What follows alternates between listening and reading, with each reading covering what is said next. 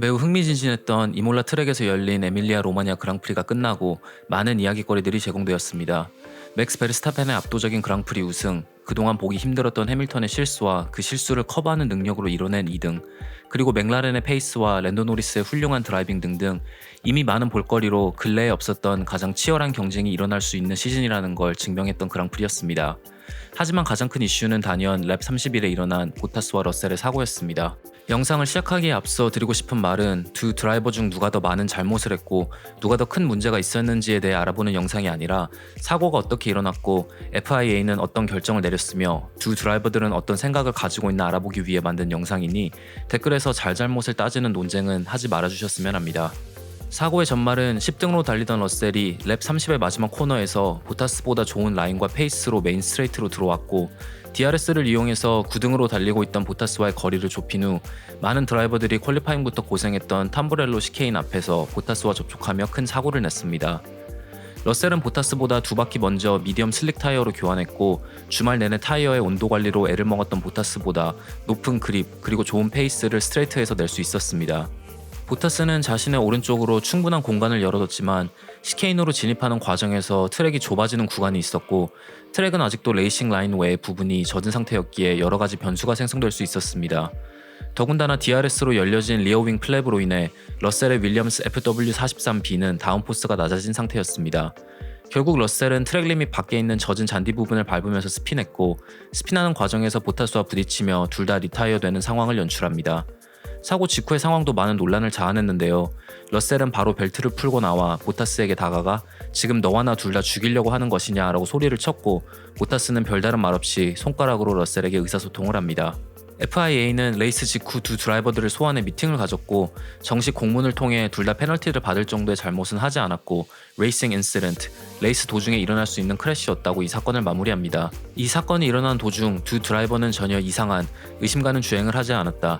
첫 번째 코너에 놓으면은 대부분 드라이해 보였지만 코너 입구 직전 트랙의 오른쪽 부분에서 러셀의 오른쪽 바퀴가 특히 더 젖어있는 부분에 빠졌고 더군다나 DRS가 열려있는 상황에서 차는 바로 제어불능 상태에 빠졌다 라는 말을 합니다.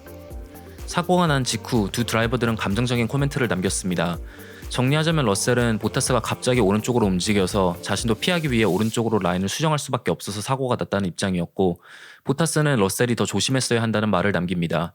하지만 러셀은 동시에 자신이 아니라 다른 드라이버였다면 보타스는 그렇게 라인을 메인 스트레이트 중간에 수정하지 않았을 것이다 라는 말을 남기면서 논란에 불을 지핍니다.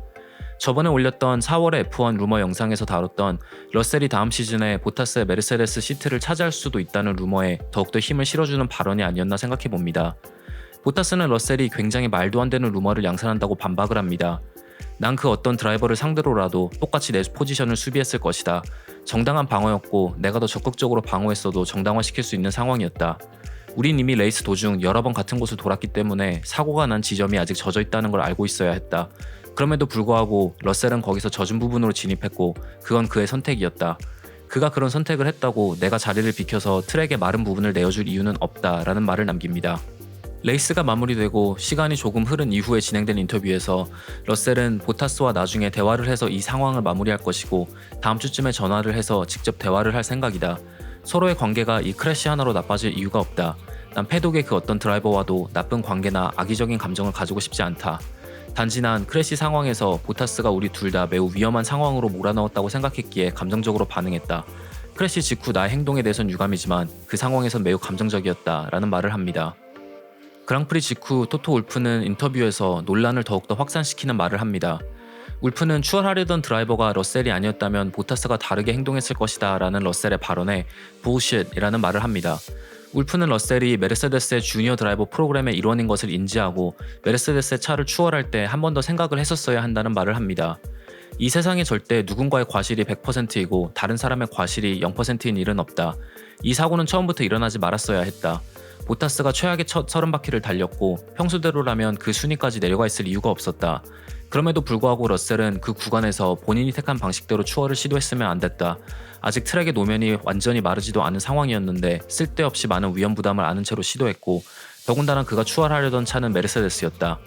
성장하고 있는 젊은 드라이버라면 필수적으로 배워야 하는 요소가 있다. 더 큰 그림을 볼 줄 알아야 한다.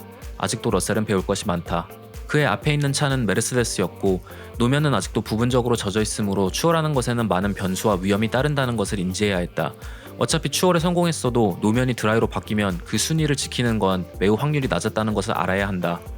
난 러셀이 나와 메르세데스에게 그 무엇도 증명하려고 하지 않았으면 한다. 왜냐하면 5년 동안 보타스를 지켜본 결과 그는 우리에게 그 무엇도 증명을 해야 한다고 느끼지 않았기 때문이다. 울프는 이 사고가 지금 당장 드라이버들의 감정의 문제보다 메르세데스의 시즌 재정 운영에 큰 악영향을 끼칠 것이라는 걱정을 했습니다. 이미 1.45억 달러 아니면 1,600억 원으로 운영 비용이 제한된 상태에서 이런 큰 크래시는 팀에게 굉장히 뼈아픈 지출이 될 것이고 이런 지출들이 추후 시즌 중후반에 도입할 수 있는 업그레이드에 영향을 끼칠 것이라고 내다봤습니다. 토토 울프의 인터뷰를 보고 난 후 많은 팬들은 과연 메르세데스가 러셀의 레이스 운영마저 간섭하려는 것이냐, 아니면 추월이 가능할 정도의 페이스를 갖고 있어도 러셀은 메르세데스를 추월하려면 허락을 받아야 하는 것이냐라는 갑론을박을 펼칩니다. 러셀은 결국 레이스 이후 인스타그램 포스트로 보타스에게 사과하면서 상황을 마무리합니다. 이미 다음 해에 메르세데스에 시트를 놓고 경쟁을 펼칠 수도 있다는 루머가 나온 러셀과 보타스가 아이러니하게도 지금까지 진행된 시즌 도중 가장 큰 크래시에 휘말리면서 더 많은 논란거리와 기사거리를 제공한 가운데 과연 아직 많이 남은 이번 시즌이 끝나기 전에 다시 한번 부딪힐지 지켜보면서 오늘 영상을 마치도록 하겠습니다. 시청해주셔서 정말 감사합니다.